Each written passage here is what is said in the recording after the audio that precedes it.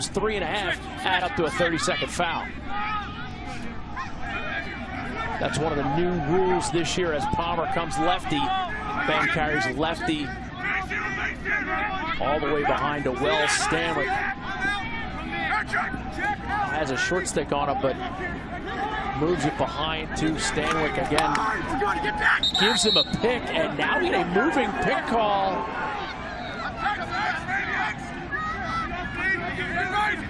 Wells Stanwick, left-handed feed, shot, goal! Carl brothers, it's another big little pick situation that allows Stanwick to get his hands free, and it's just a very simple cut down that alley. Somehow there's an off ball. Princeton loses the Hopkins. In the past, they would have just touched it in and pulled it out. There, Castronova has a little bit of the green light to see what he can make out of the play. Stanwick coming around left-handed. Quinn, I spoke to Coach Leland Rogers, defensive coordinator. He likes this young matchup because of his box lacrosse background and working with Ben, an inside crafty guy. I think Paul's trying to make us feel old, saying he was in the 8th grade in '89, Quinn. My first championship was the '83 Syracuse Johns Hopkins game. 30th anniversary of that. And there's another goal for Stanwick. Strong, shooting with low angles. He's about 60% on the season, but his crease awareness and low angle shooting, magnificent. Gets that extra little step with his stick, extends it out, and cashes in, Quinn. Terrific flat pick set against McGill, 11 in white. Now it's Stanwick being guarded by McGill. They look for the big little game. Nice pick. McGill's down. He gets back up. They get the matchup they wanted. Stanwick runs away from the double, hands free, tough angle. It's snuck in though. Let's see, yes, absolutely. An offense, generate the way they're comfortable doing, usually with a two-man game and a short stick, dodging on a midfielder, dodging on a short stick defenseman. Wells Stanwick behind the cage, checked by Greg McBride. Ability to get up and down the field. You'll see them use him in different defensive situations, whether it's man down, they'll put him on wings of face-offs. So they don't generate as much 6-on-6 offense with him, but they'd love to give it to him in transition when he can come downhill on a short stick defenseman. Stanwick again behind the net. Feeds it for Ryan Brown, who shoots and scores in Alberta.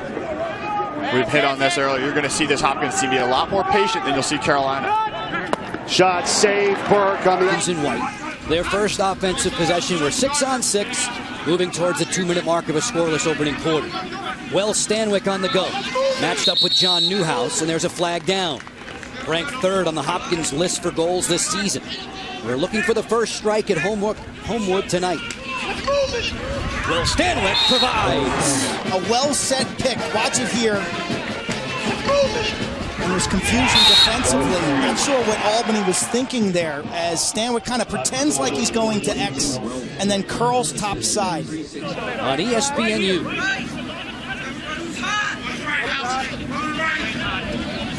Wells Stanwick with a burst. Stanwick, short side, he scored. Watch the defensive confusion. Opens the door. In the words of the head coach, Dave Petramala, he's going to be one heck of a player if he isn't already. 4 in the white.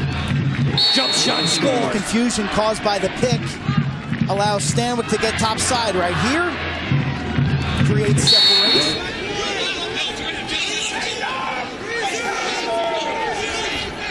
Here's this pick game, Eamon. We talked about early stages of the first quarter. Wells Stanwick loves to free up by getting... has nerves of steel.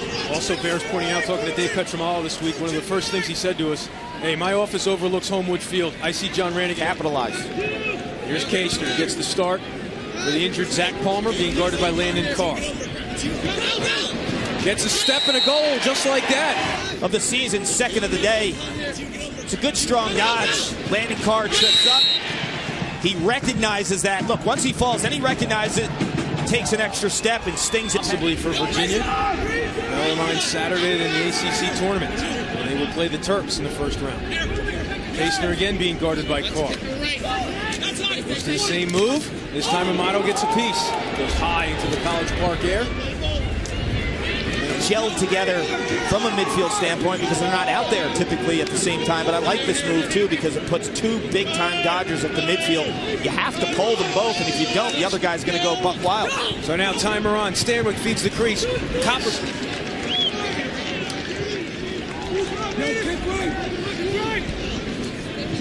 Stanwick. Set up a pick. Gets it, so they switch. He splits the double team. Keeps coming. Save Amato. And he gets...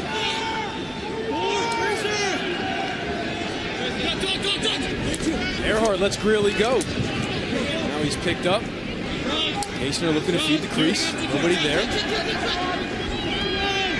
If you're Maryland when you're defending, you want to change the tempo of this game. Get a little bit aggressive. You have an outstanding goaltender in Nico. John Greeley, number 9, steps onto the field for the Hopkins offense.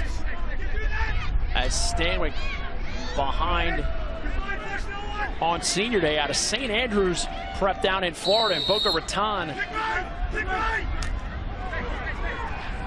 Stanwick comes off the pick inside for Brown. Shot. And Wells Stanwick going against Fletcher. Loyola, they dominate homecoming. Hopkins has never lost a homecoming game under Dave Petramala. That includes opponents like Towson, Maryland, Navy, Army. That this could be the difference between postseason and no postseason.